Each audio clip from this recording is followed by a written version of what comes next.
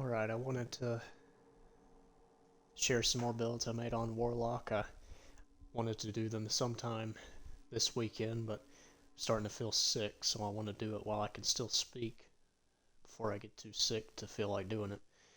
Um, First is a bit of changes to my arc build, and then I'll share the other one in a separate video.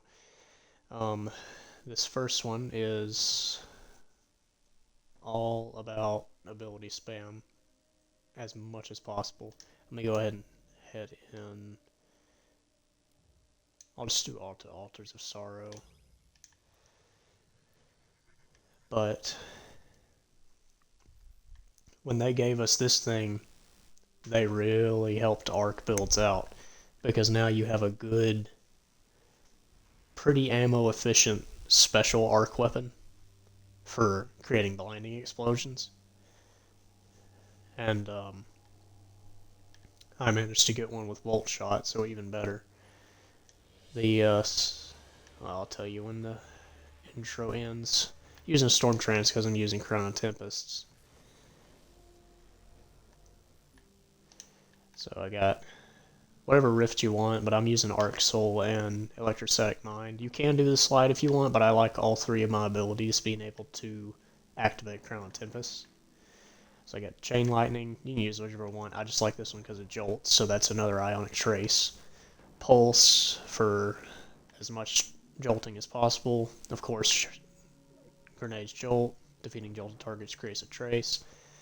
While your Amplifier Arc weapon Final Blows create a blinding. You jolt and you blind anything near what you kill, and then extra orbs from kills. Arc. Don't know why I can't remember. Crown and Tempest. I was gonna use the newer one, Fallen Sunstar, but it can get your abilities back faster when you're using a weapon that creates Ionic Traces, like Cold Heart, but honestly, I think I prefer Crown of Tempest just because it helps your super out too. Because honestly, Storm Trance is kind of a monster if you use it with Crown of Tempest. And I just use my kinetic weapon and power weapon for damage, so I don't really care about Chaos Reach. So this is a full special heavy loadout, no primary. So you need some special ammo finders. Ashes to Assets, Harmonic Siphon. Got a bunch of kickstart mods on this build because you're going to be creating orbs and getting armor charge like crazy. Harmonic Loader is pretty necessary if you get a roll on the sidearm like I did. It reloads pretty slow. Bolstering Detonation is nice for more rifts, especially when you're using pulse nades. Harmonic Reserves is nice. Charged Up is also nice for kickstart builds. Got a Harmonic Scavenger, heals from orbs, and all ability cooldowns from orbs. And then I got a utility kickstart for so whichever ability I happen to use when I have stacks, I'll get the kickstart benefits. Then I got Reaper because I'm going to be spamming my Rift. And then Special Finisher is nice if you just get no ammo at all. You can always just get 3 charges, which will happen very quickly, and finish something. You could also put on Elemental Charge. You'll get a lot of charge stacks from Ionic Traces, but I found that I create so many orbs, it's not really necessary. So there are a lot of people here.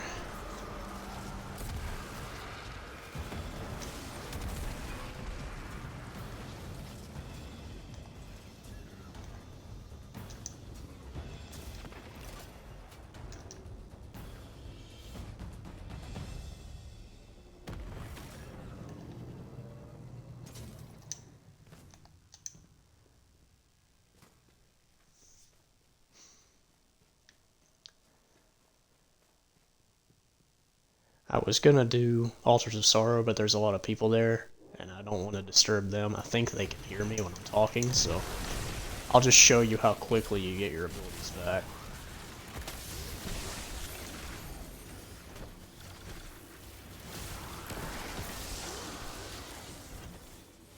Already have my grenade, already have my melee. You see the blinding explosion there.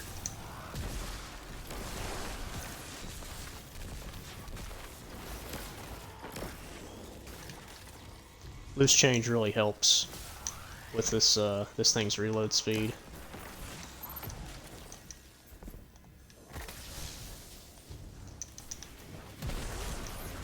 Honestly, Crown of Tempest just feels a bit more consistent than Fallen Sunstar, in my opinion.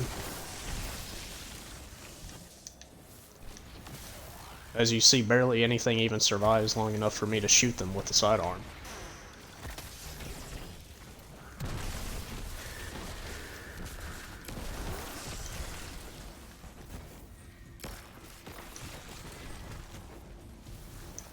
I'll use my super here so you can see just how long it lasts.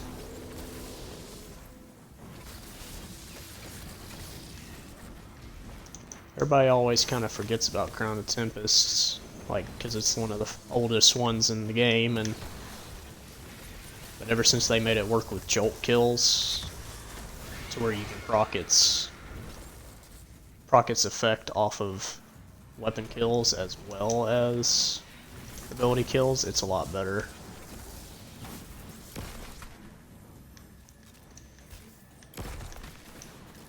I just wanted, I did some deep dive challenges, and I realized that my builds were somewhat lacking in, like, at least they couldn't handle, some of my builds couldn't really handle that difficulty. Like, deep dives are a good test of your builds, I gotta say. Just invoke the darkness and deep dive, and see if you can handle it or not. And if you can, you got a good build. So I started off with Forbearance with Unrelenting, but then I realized that I had one of these with Fold Shot. So I have less healing, but I do have healing rifts now, and I'm going to be spamming them. And a lot of blinding and jolt.